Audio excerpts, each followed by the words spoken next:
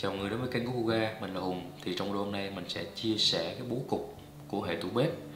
Thì nếu như ai mà chưa làm tủ bếp thì chúng ta xem video này nó sẽ thật sự hữu ích. Nó sẽ có thêm một cái kiến thức hoặc là một cái sự rút kinh nghiệm từ mình. Thì bản thân mình cũng đã tìm hiểu rất là nhiều cái mẫu bố cục và cũng đã ứng dụng vào thực tế cũng khá là nhiều rồi.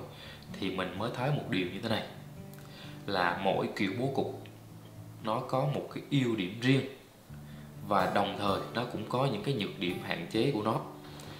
Và đặc thù ở Việt Nam thì nếu như ở những tỉnh thành phố lớn thì thông thường mỗi người ta có được một ngôi nhà, thì ngôi nhà đó là đầu tiên có liên quan tới vấn đề là đất, mà đất thì thông thường ở nhà phố nó sẽ có diện tích là 5 x 20 hay còn gọi là 100 m². Thì với cái việc 100 m² như thế thì chúng ta thông thường sẽ thiết kế như thế nào đó thì cũng chỉ có thể xoay quanh được là một cái chữ L, căn bếp hình chữ L, hoặc là căn bếp hình chữ Y. Ai được hiện đại hơn thì có thể là được căn bếp đảo, nhưng mà cũng rất là khó hay còn gọi là khổ sở để làm được một cái đảo cho nó ngon lành và tươm tất, hoặc là chúng ta làm được một chữ L kết hợp thêm cái đảo. Thì thực ra điều này nó không có gì xấu, nhưng mà xét về mặt hiệu quả thì mình đánh giá nó chưa cao về mặt hiệu quả. Và mình đã tiếp xúc với khách hàng người ta có diện tích đất rộng hơn, lớn hơn. Ví dụ như ở những căn nghỉ dưỡng ở miền quê, đất đai thoải mái, rộng rãi, hoặc là những căn villa ở trung tâm thành phố, thì người ta không chỉ là 100 m² nữa, mà lúc này được cái là chiều ngang của họ rộng hơn. Họ có thể là 2 lô, diện tích chiều ngang là 10 m, hoặc là 3 lô ghép lại là 15 m, hoặc có người còn rộng hơn nữa. Đương nhiên chúng ta không thể làm một căn bếp quá rộng lớn, thì cái việc di chuyển chúng ta nó sẽ vất vả. Cái góc độ trong video này mình muốn nói tới là cái vấn đề bố cục. Vậy thì đạt được cái bố cục hiệu quả nó sẽ là bố cục nào? Thì theo cá nhân mình á, một cái bố cục hiệu quả là gì? Là bố cục không có góc chết. Nói không có góc chết, nhiều người nói không góc chết là góc như thế nào, đúng không ạ? Thì mình giải thích góc chết ở đây có nghĩa là ví dụ như là những căn bếp chữ L thì nó sẽ có gọi là góc gieo nhau hình chữ L. Nếu như chúng ta không làm chữ L mà làm qua chữ U thì nó lại có tới 2 góc chết. Đó, mọi người hiểu không ạ? Thì mình muốn những căn bếp đạt được sự hiệu quả nhất thì nó không nên có những cái góc này.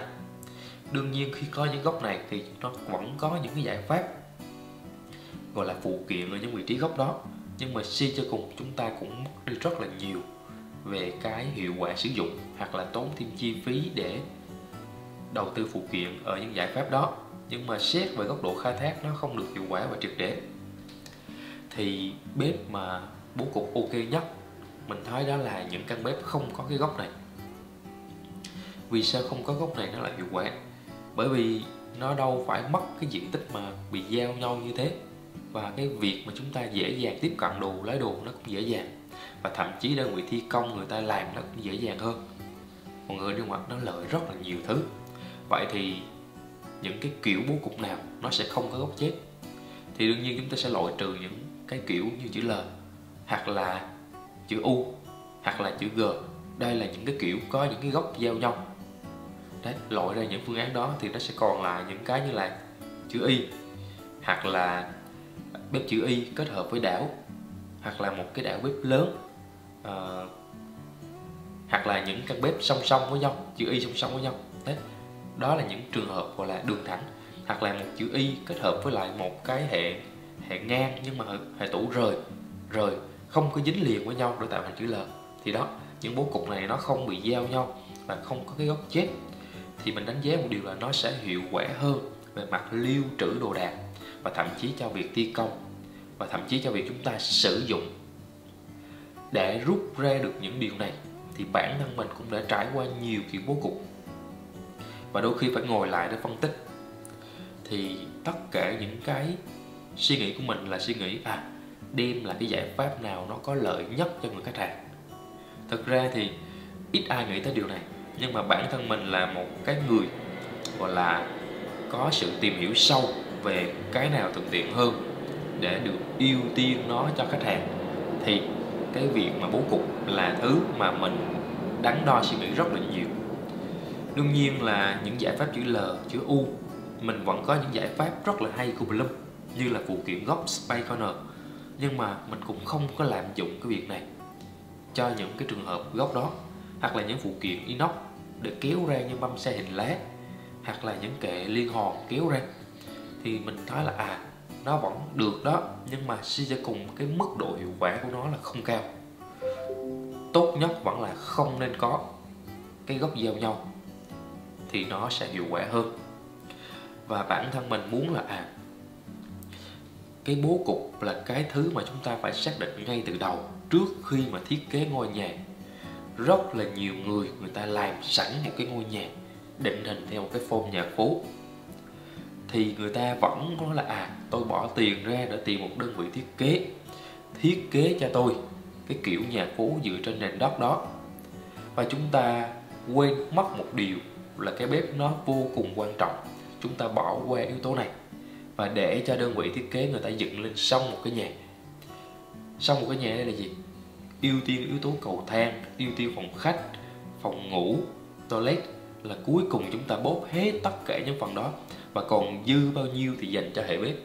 Thì có phải là hệ bếp không được ưu tiên hàng đầu không? Thì cũng vì lẽ đó mà chúng ta không còn tình thế nào để xoay chuyển được nữa. Chỉ có thể là bám vào cái không gian hiện có như thế. Thì đôi khi mình thấy một điều là những cái cầu thang nó đã chiếm hết 1/5 của cái khu vực diện tích đó, chỉ còn lại khoảng 4 phần cho phần bếp. Mọi người dung không?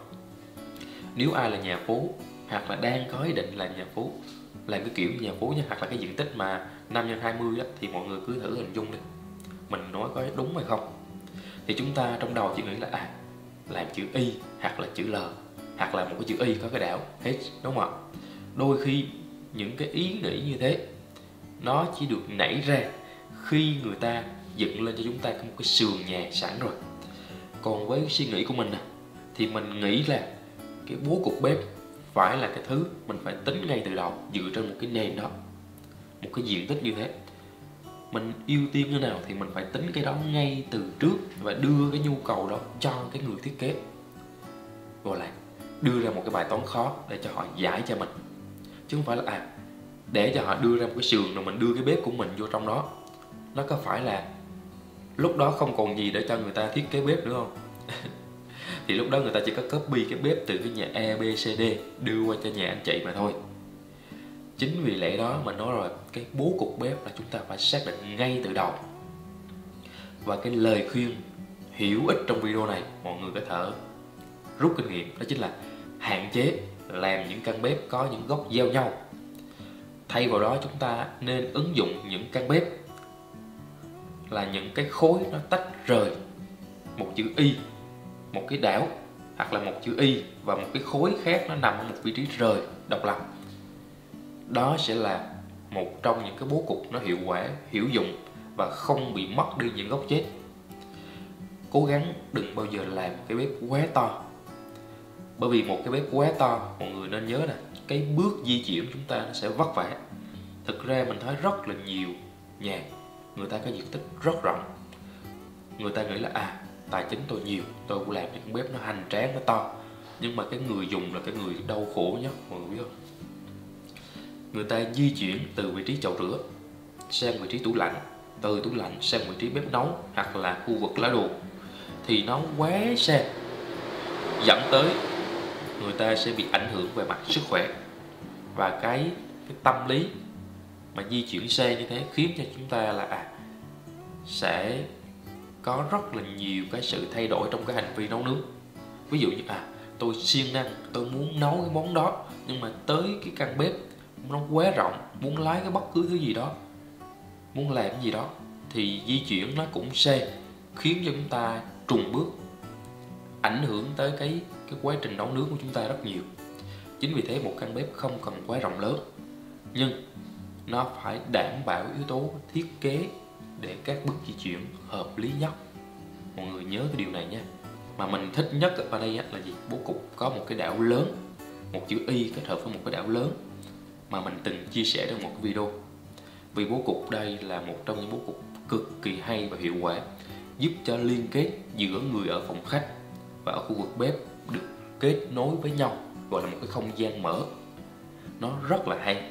Thậm chí chúng ta có thể kết hợp một cái bàn ăn nằm ngang hoặc là một cái bàn ăn nằm chọc. Tủ bếp chữ Y kết hợp một cái đảo, kết hợp một cái bàn ăn, tất cả theo một hướng dọc. Hoặc là có diện tích rộng hơn thì chúng ta kết hợp một chữ Y, một cái đảo lớn và một cái bàn ăn nằm ngang.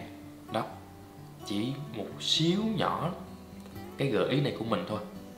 Nếu chúng ta có diện tích không gian thì hãy thử đưa cái ý tưởng này vào trong cái diện tích chúng ta.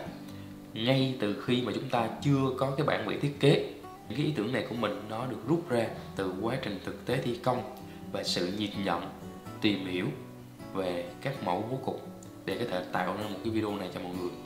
Nên là hy vọng rằng video này nó sẽ mang lại một giá trị thực sự hữu ích cho những ai chưa làm bếp và cho những ai đang có dự tính làm một căn bếp hoàn hảo trong tương lai. Rồi, cảm ơn tất cả mọi người đã xem hết video và có thể xem thêm những video khác ở trong cái phần danh sách phát của mình nhé.